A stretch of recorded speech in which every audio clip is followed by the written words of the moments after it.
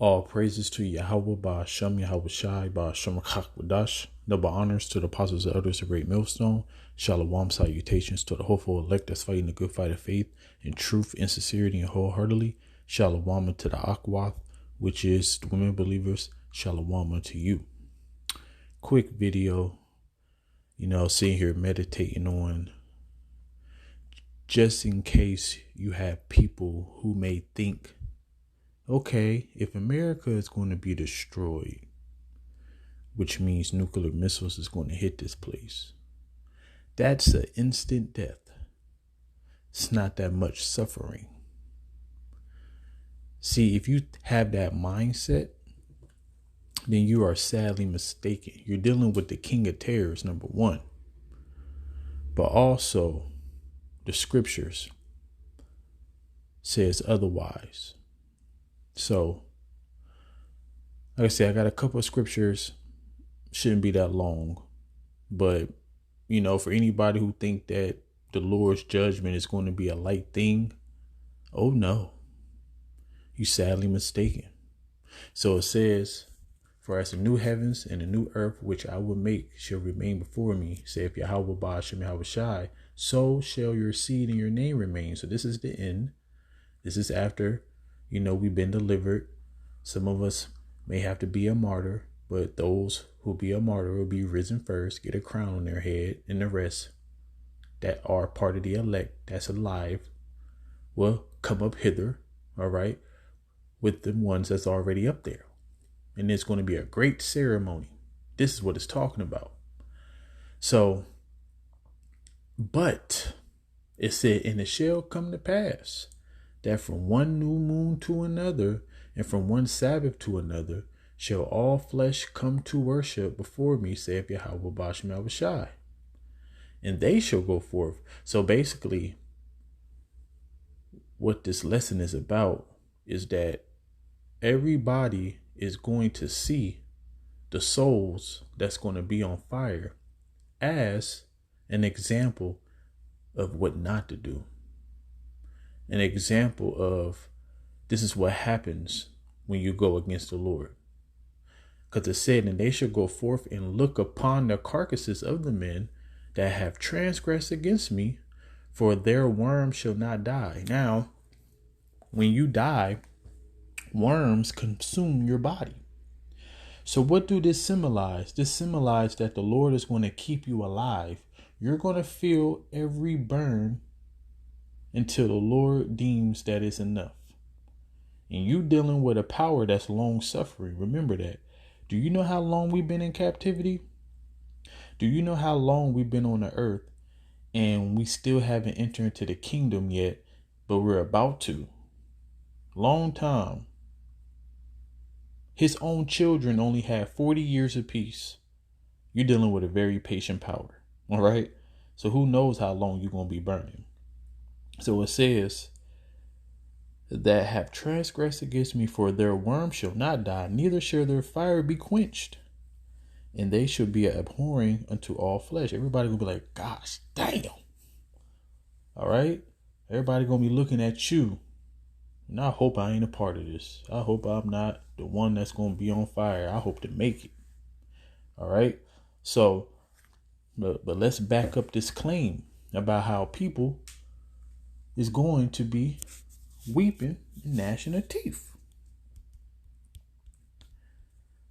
Oops.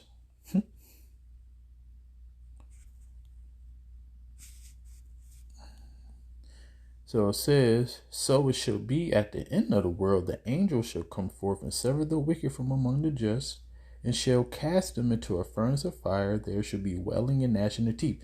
That don't sound like people dying. That sounds like people getting tormented. So it didn't say that you're going to get cast into a furnace of fire and you should die. No, it said you should be wailing. Wailing. That's that horrid cry,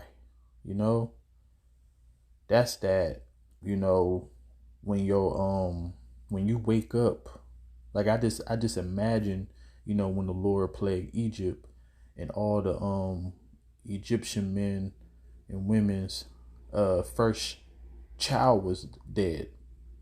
Every male child died.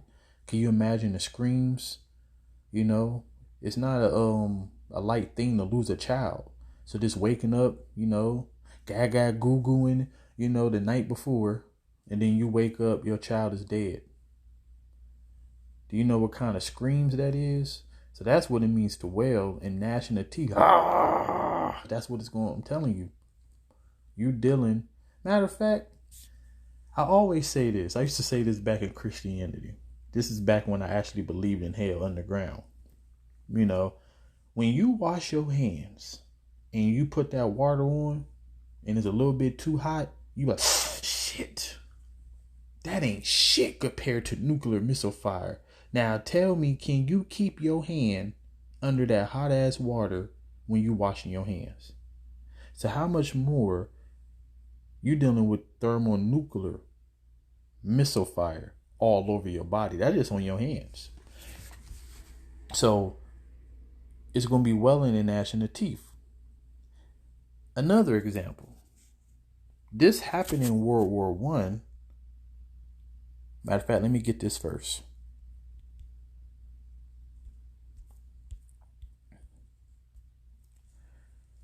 It said, the thing that have been is that which shall be, and that which is done is that which shall be done, and there's no new thing under the sun. So the same thing that happened back in 70 AD. We got besieged in, got starved out.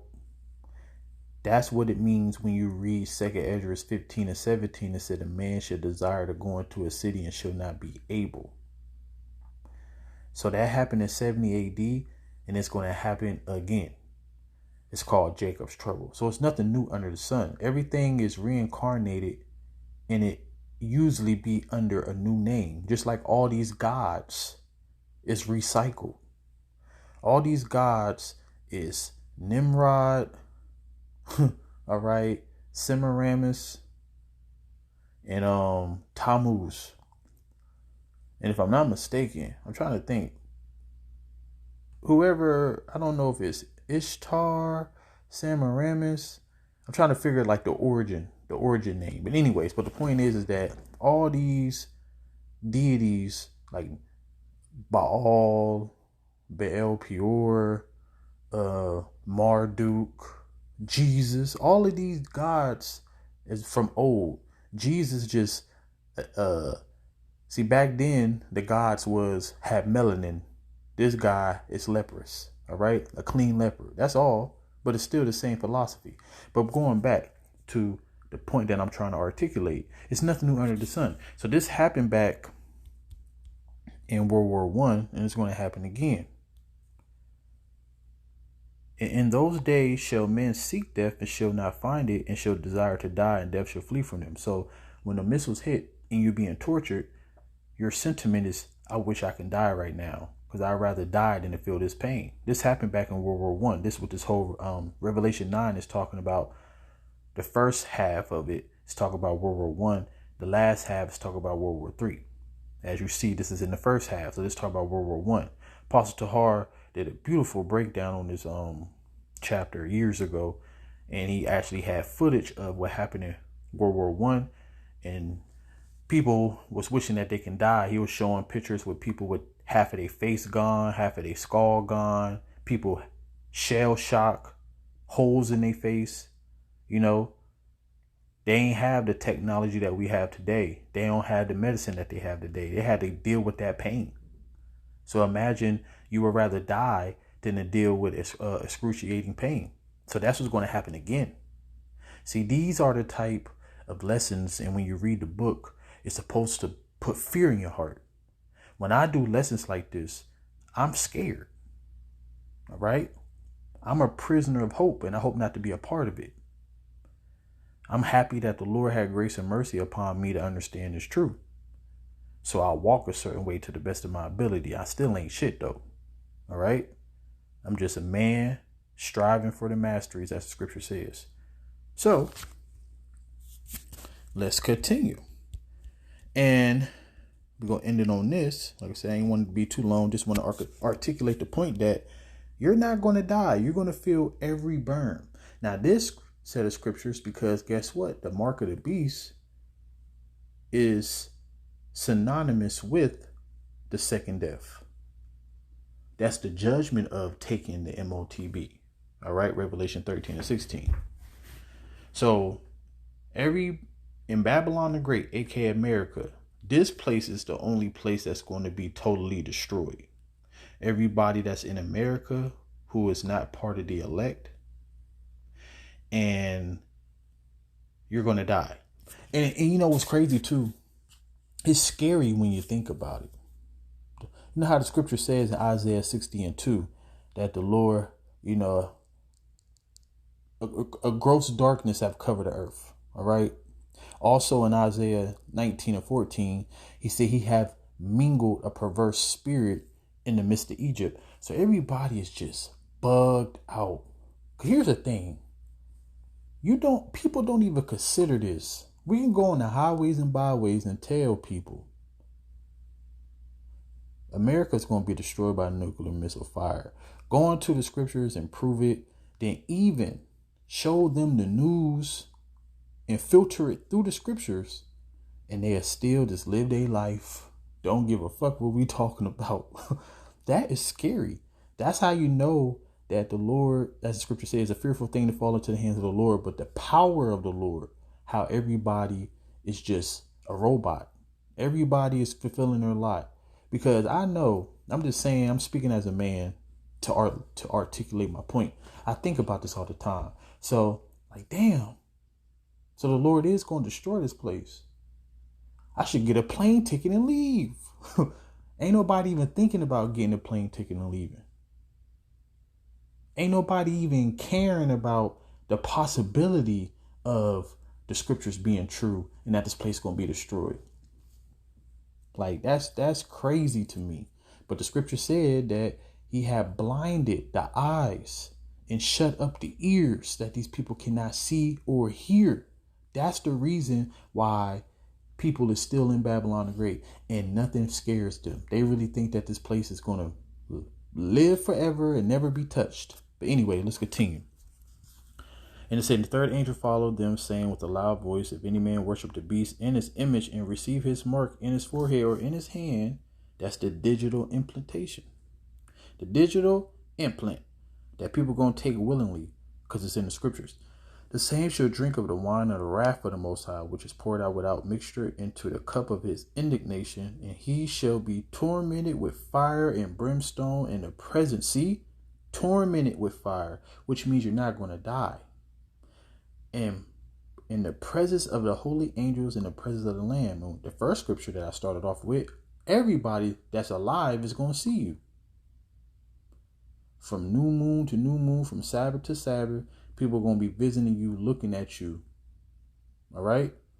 And it says, all the smoke of their torment ascended up forever and ever, which means a long time.